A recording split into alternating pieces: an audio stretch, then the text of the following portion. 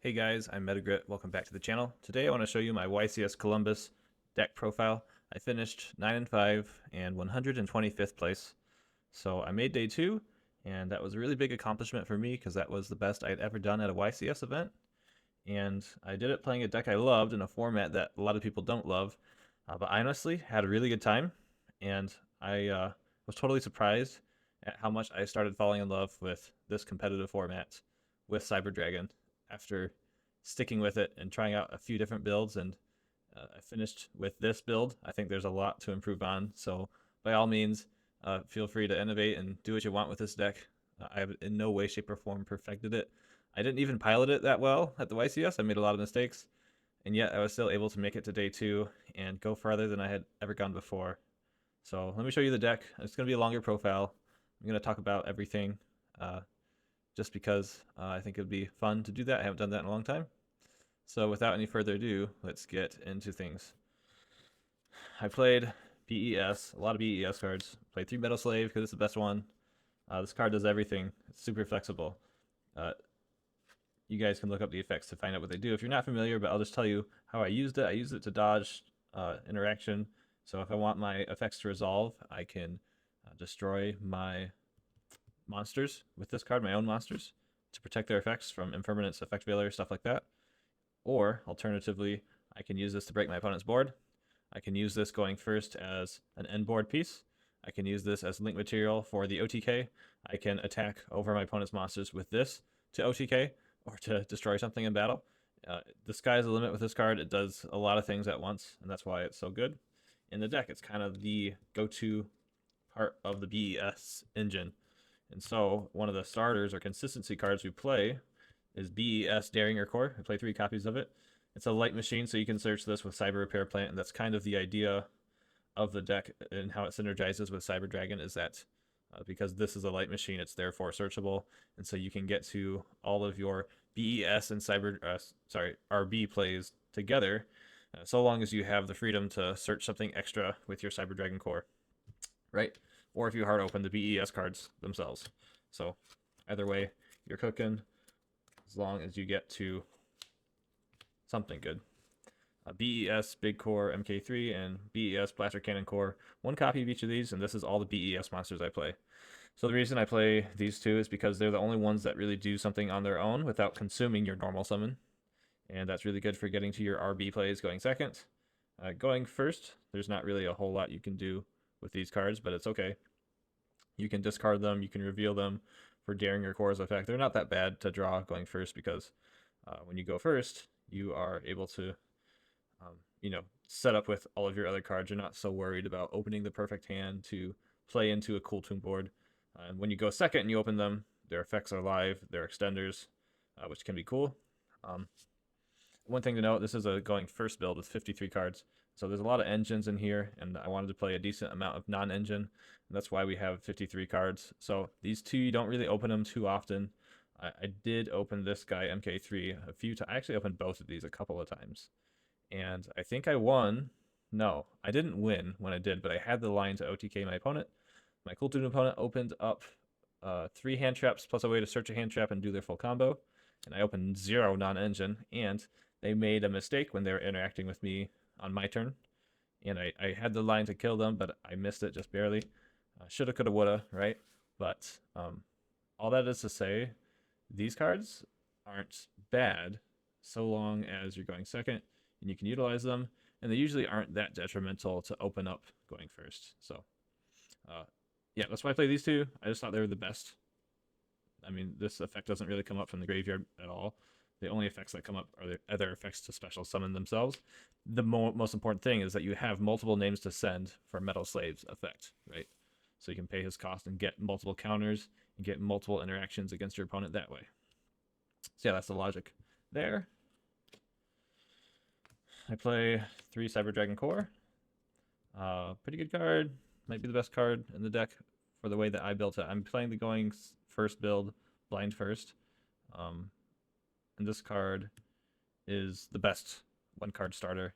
I think my combo ends on 6 interactions, and they're all layered, like crazy layered too. Some are hiding in your deck, some are your spells in your back row, and then some are on the field on your monster your monster negates and stuff and interactions on your field.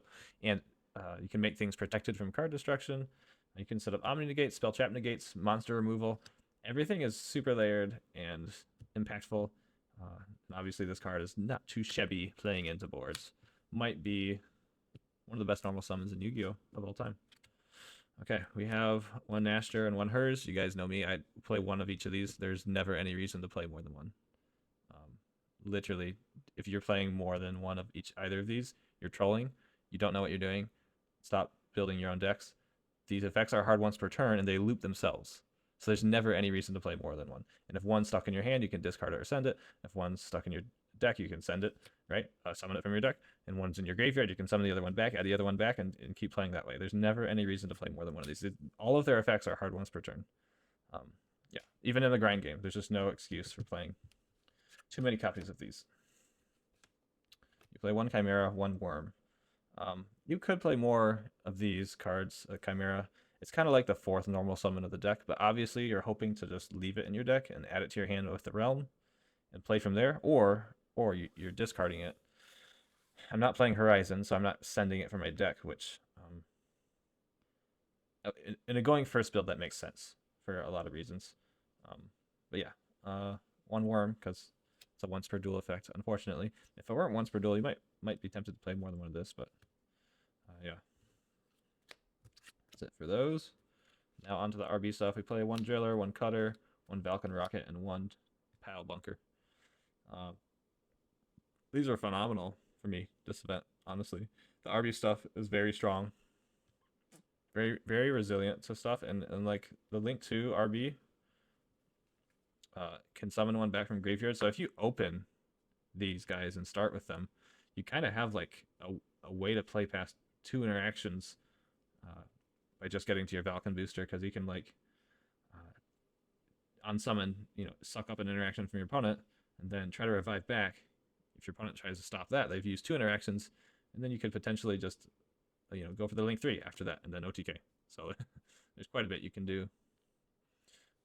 So these cards aren't bad at all to draw, and they're all extenders, right? They're either breakers or end board pieces for going first. This card I use to make Infinity when I go first, so it actually matters. And this is just too good not to play for when we have to go second. It's a free extender going first, but then going second, oh my gosh. Or you go first, your opponent passes it back to you, and then you try to OTK. You're in a grind game. This card can provide that OTK, even if it's in your graveyard. You send it back to the field with your Falcon booster, and you're good to go.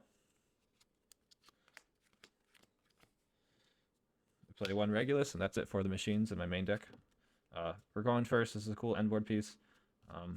There could be better stuff, but this is a really concise way to get an Omni negate on your field, right? So that's the logic there.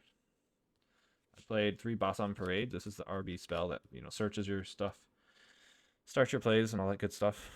I really liked it. I kind of sided this out sometimes because it does play into boards poorly. They could remove it, and then you don't get the effect off. And then you're stuck with a B.E.S monster in hand, and you really want 2 in your hand so that you can get the full benefit of your B.E.S engine. So sometimes I cut this down, and it's like if I open the monsters, I leave 1 in so that I can still have it if I need to search it with Daring or Core and keep playing from there. But usually I sided out 2 copies of this. Going second. Going first, obviously this card's goated. You can send it for Clockwork Knight's effect. I don't play anything to use the second effect of Boss Rush. Obviously when Gray Layer comes out, I'll be doing that, but for this event, I was just using the first effect to add, and I'm not even playing Boss Rush. It's unfortunate that card doesn't work with the new cards. I was really hoping that they would kind of center the support around Boss Rush. But I am playing B.E.F. Zealous, and I was hoping this card would bait out an Ash Blossom. I tried a couple times to do that. It never did. I don't think. Yeah, this card is super good. Like, I didn't realize this, but if you open Zealous plus Daring Core, you have your full combo, right? Because this can summon the Daring Core from your hand, give it a counter, can search, go for something like Boss Rush, add Metal Slave, summon Metal Slave, and now your opponent can't target Metal Slave, and he can pop 2 of your opponent's stuff. He can't be destroyed by your opponent's card effects either, and he gains 500 attack and defense. Yeah, this card's crazy. Maybe I'll try like a pure build sometime and play Boss Rush and more copies of this. Really good field spell. I only got to really get the full B.E.S setup with this on field one time when my opponent gave me a bunch of draws off of Fua. But it was cool, and the threat of it was there, even if I didn't always get to it. Play 3 Cyber Emergency for consistency. Play 3 Cyber Dark Realm for consistency. This combo also ends on 6 interactions. It doesn't end on Cybernetic Overflow, the trap card, but it ends on still, another interaction. I think it ends on Chaos Virog, the Mechanical Dawn, instead, which like loses the super poly, but yeah, it's still good. 6 interactions is 6 interactions, right? You'll take it. Sorry, I think it's SP Little Knight actually instead of Chaos Virog. Could be tweaking, don't remember. Cyber Repair Plant. So this is the bridge between the Cyber engine and the B.E.S engine. The RB stuff is always there, right? You always get to the RB stuff no matter what you open. But to bridge from the Cybers into the B.E.S, you need to play this, and you also need to open another B.E.S card, right? It's not just always there. So there is that to consider, right? But this can also search your Cyber Dragon monsters, and you'll see my side deck has some cards this can search too. That's pretty relevant, and honestly, it's never a bad card unless you can't play. But I never bricked on it, so that's good. Again, 53 cards in the main deck, so what are the odds that you brick on it? Funk Dock and Stage Landing. So this I don't normally play, but I was playing it because I wanted to kill my opponent with Pile Bunker. And I'm glad I did play it. I think it benefited me more than it hurt me. The harsh restriction of you basically only have Azalea plus your Clockwork and your RB stuff. You can't get to your Chimera Techs. You can't summon SP Little Knight the turn you activate this. But both the protection effect and the effect to summon from deck were super clutch all day long. It makes drawing Funk Dock way better because this can search this. With the build I was playing before with just the monsters, you activate this, you have to add the monster. You get an extender plus the other effects, but getting Stage Landing, it makes this, drawing this plus 4 of the hand traps, which happened a couple times, really solid. So that is what we have going on for the RB spells. Now for the fusion spells. I play Powerbound and Clockwork Knight. Card's great. This card's great. I hard drew this so many times, but I've kind of learned to appreciate hard drawing it. That one cool tune round against my opponent where I had the OTK line was a turn that I opened this, and I had a chance to kill my opponent. I missed the line. I saw it right after. But anyways, drawing this card isn't bad. That's the moral of the story. It's not too bad. I wouldn't play more copies of it, I don't think, simply because you have lots of ways to OTK now with Cyber Dragon. Back in the day, this was the way to do it, so you should max out on this, as it were. Nowadays, you can kill with the RB stuff. You can simply kill by having a ton of powerful machine monsters on the field, or you can kill with the Chimera Deck Rampage Dragon OTK line. So, yep, only one copy of that. Only one of this. Sometimes I wanted two, but if you play two, then it's not a starter, and it prevents you from seeing other non-engine. And since I was going blind first, I thought to myself, hey, I might as well just play one and then make the most of it if I do draw it, which I had to do sometimes. Drawing these two cards together really sucks, as you can imagine. That happens 2 times, and it was very frustrating. But I was able to win one of those duels, so that was cool. All right, we play Overflow, and we play RB next phase. I'll just show these together. These are the trap cards, and like I said, it's a blind first deck. I opened this several times. I think I opened this one time, and it made it a little hard to win going second when that happens. But the payoff is amazing, right? Like your opponent drolls you or whatever, like interacts with your board, you can't do the combo. You get a counter trap for free every time, or a Cybernetic Overflow. And so setting both of these to your field with whatever non-engine you drew is really hard to play through, no matter what deck your opponent's playing. So don't regret main decking these at all. That's kind of like the whole strategy, was to add these to the end board, and it worked out pretty good for me. If you're wondering, I won 5 out of my 14 die rolls at the tournaments. So I went 9-5 overall, but I went 5-9 for die rolls. And I was still able to, I think when I went second, I was 6-3, losing the die roll. So still with a winning record. Some of that has to do with my side deck. Some of that has to do with the fact that there's so much variety of non-engine and engine in my main deck that I could play past a lot of things. So the called by and the talents, and then 3 Di-Fi in the main deck. So the reason I play Dimensional Fissure in the main deck is because of Branded and how popular it is. It's also good against Cool Tune and other decks. And it beats Droll. There's a lot of things it can do. It's a flexible card. And I can out this myself, right, with Clockwork Knight. But I think the real reason to main deck this as opposed to side deck this is that post side, your branded opponent is going to have their breakers in their deck. And so they have outs to it. So you're trying to high roll your opponent in that case. But if it's in your main deck, you have a scary first action and usually, sucks up your opponent's Fallen and the Virtuous. Also, it's scary for Cool Tune when you go second. Last but not least, like there's no breakers. And so you go first, you activate this, your opponent freaks out. That happened one time. I fumbled the win. I lost that match. I should have won that game where I went first and opened this and activated it, and my opponent was playing Branded, and they couldn't do anything. But I messed up that match. They ended up outing this card and passing without any interaction on field, and then I wasn't able to kill, and they were able to kill me in the next turn. But all that being said, theoretically, this card is really cool in the main deck. Would I cut this card from the main deck moving forward? Absolutely. Like, this card is only very rarely worth it, and I want to play cards in my main deck that are worth it every single time. I just think something else could be better. You could just take it out, right, and then get more consistency that way. All right, now for the monsters. I play 2 Droll, the monster non-engine, I should say. 3 Ash Blossom. I'm blind first, and Droll's really good against a lot of decks going second. Not so much Branded, but that's okay. These next cards are good against Branded. 3 Imperm, 3 Dominus Spark. Shout out to Logan for letting me play with his Dominus Spark. This card conflicts a little bit with the RB stuff, but if you think about it, not all of the RBs start a chain, for one, and, Brute Blues doesn't need to activate to gain his additional effects. Also, you can just OTK with your Cyber Dragons and Cyber Darks, and your B.E.S cards work under these cards' effects. Under the restriction of Dominus Spark, I should say.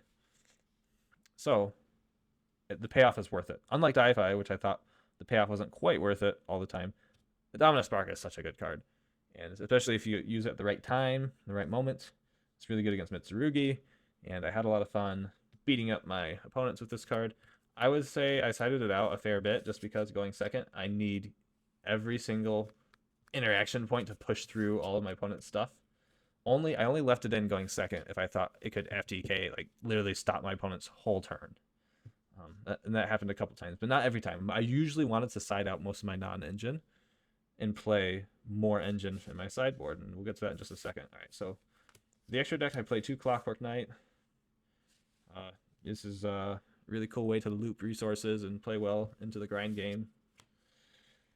Make SP Little Knights. Falcon Booster at 2. Not just because your opponent can rip from your extra deck, but because playing 2 helps you, again, in the grind game, which I got into a lot in this tournament. But also, Falcon Booster, it has 2 separate effects, and sometimes your opponent will negate it when you link summon it, and then you can use it as link material for the next one, or just summon the next one later on in the turn, and then use the effect to Reborn from Graveyard to then OTK your opponent. Because it only locks you into summoning machine monsters from your extra deck with 1500 or less attack after you use its graveyard effect. And that's important because it allows you to kind of push with your other cards, and then this is a last resort to summon the second one and try to kill your opponent. So, 2 Brute Blues. This card, I didn't need to play this at 2. I don't think it ever actually came up. I just didn't know what to play for my 15th card, and I thought, hey, if one gets ripped off of a clip graveyard effect, I have a second one. Never truly came up, but it could have. I was glad that I had the other one there. It made me feel safe and secure. I played 1 Shepherd's Crook. This card's amazing. I was able to OTK with this because it has a crazy effect to gain a whole bunch of attack. And then I was able to set the trap so many times. This card works under Dominus Spark as well, which is worth noting. Not sure if that would ever really come up because it's it's a going first card, not a going second card. But hey, if you ever get in the grind game, set the trap and keep playing. That's good in that sense into Enneacraft. I think the RB cards are really good into Enneacraft. I won my 1 Enneacraft round. Played 1 Azalea and SP Little Knight. In case people are wondering, I played mostly against meta. There was a lot of Branded, a lot of Cool Tune. I had two rogue matchups really. I mean, Power Patron if you count that, but I think that's a meta deck. My two rogue matchups were Enneacraft, and then I played against Branded Dragon Ruler, which was interesting. Shout out to my opponent who activated Fears as soon as I set a monster face down. He knew what I was up to. Yeah. I play these fusions. Pretty basic lineup. You can think about doubling up on them, but these two are very situational. These two came up almost every duel. I wouldn't cut either of these. I wouldn't cut these either because I'm going first. And then this, of course, you need this to OTK. Yeah. I wouldn't cut them, but I don't think you need to double up on them either, I guess. That's the point I want to make. And then last but not least, Nova and Infinity. These cards are still the best. I don't have room for two Novas. Maybe you could cut a copy of the Brute Blues to play another Nova. It doesn't come up as much though because I'm playing the going first build of the deck, and so you really don't need two Novas in that scenario. It's really when you go second that you want the second one. But I'm not playing like OG Cyber Dragon or even Jormungandr in my main deck, so there's no real point to play two. But I guess you could play two. I think playing two in the going second version is like absolutely standard. Okay, now time for my side deck. Cyber Dragon and Cyber Dragon. I got a new rarity while I was at the event. It's pretty cool. And then I played Jormungandr and Jormungandr. Here, I'll put these over here. Two of each of these felt right when I was testing, so I just went with it. I was playing a blind first deck, and so these were in my side, but they were all really good. I'm going to rewind a second. This felt and this felt amazing. I kid you not. If I had to take backsies, I would take everything back and play a blind second version with 3 copies of OG. This card is so good. Even I played 0 Doomsday the whole event. That was kind of crazy because Doomsday is, on paper my best matchup. Oh my goodness, these cards feel so good. It doesn't matter if you're playing against Cool Tune or Branded or Mitsurugi Sky Striker. Like, to start with this first applies so much pressure on your opponent, and they have to interact with it in a meaningful way. Like, they can't bounce it, right? Destroying it feels bad because then it's in your graveyard and you can summon it back, or use it as fusion material later on. It's so good. It's so good. Literally the best. I'm not coping when I say that either. Like, when I am playing and I'm looking at my opening hand, I so badly want to see Cyber Dragon because it's the best extender. Because it board breaks. It can be used as material. It's 1/2 of your OTK because you need 2 machines for the RB cards. It works with other cards like Power Bond and Clockwork Knight and Regulus. All those cards, it pairs so well with all of those cards. Super good. This card felt really good too. Jizukuri, the Star Destroying Kaiju, helps you beat Quem if your branded opponent bricks and only opens Quem, which happened in my very last duel for branded opponent. They brick so hard. They had Quem and I can out Quem without going into my extra deck, right? So Jizukuri is really good for that. It's also good for Doomsday and Zalin and everything. This card is really, really good. If I were playing a blind second version, I'd probably main deck this. You can search it off of Repair Plant, obviously. It's a machine. I play some dragons. I played the Claw. I played Baldrake, Magnamut, and Druis Worm. I thought Dark Deck's really popular, but also Mitsurugi. And these cards are really good against Mitsurugi. My one Mitsurugi opponent lost to a single Magnamut. So that was cool to see Magnamut, carry that duel. Yeah, I think that these cards are good against Branded. Very solid, I should say. Speaking of which, my first loss was the first round of the tournament. It was against Branded Mitsurugi, and I think that that's the best deck. I know that Jesse Cotton won with Dracotail, but yeah, playing a 2-engine deck is so hard to beat. And obviously I'm biased because I come from the perspective of a competitive blind second Cyber Dragon player. Usually, that's how I play. And so I'm scared of decks that have a super high ceiling because what if I don't open any hand traps to slow them down? Or what if I play around my hand traps really well? And so playing blind second is always stressful. But when your opponent's playing 2 engines and they open both engines plus the other 3 cards are hand traps, oh my goodness, it's scary. So, yeah, Brandon Mitsurugi, really good deck. Play 3 Fua. This video is getting kind of long, so I'll just kind of go quickly here. 1 talents.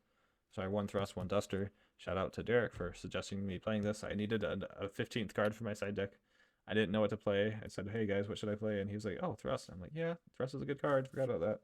I think it won me a duel at the event. Solemn Judgments was the last card. I'm playing blind first, but you know, sometimes you like to side in more going first cards. So here's one thing I want to end with. Normally, when you play blind second Cyber Dragon, you know, games 2 and 3, you play the mind game with your opponent. Am I going to go first? Am I going to go second? That mind game is in your ever so much in your favor when you're playing a blind first Cyber Dragon and then siding into a blind second, because game 3 or 2 or whatever, you can make your opponent go first when they've sided out all of their going first cards, and that makes it so much easier as a blind second Cyber Dragon player to just OTK them. Right? So, yeah, that's the deck profile. Let me know what you guys think. I had a lot of fun. I love this format. I love this deck. And I think I'm going to build a blind second one with 3 of this. And I learned some cool new strategies while I was at the YCS too. I met another RB player. And he had some really cool stuff going on in his deck. So I'm going to give it a try and see if I can make it fit with how I play the deck. Yeah. Until next time, guys, duel on.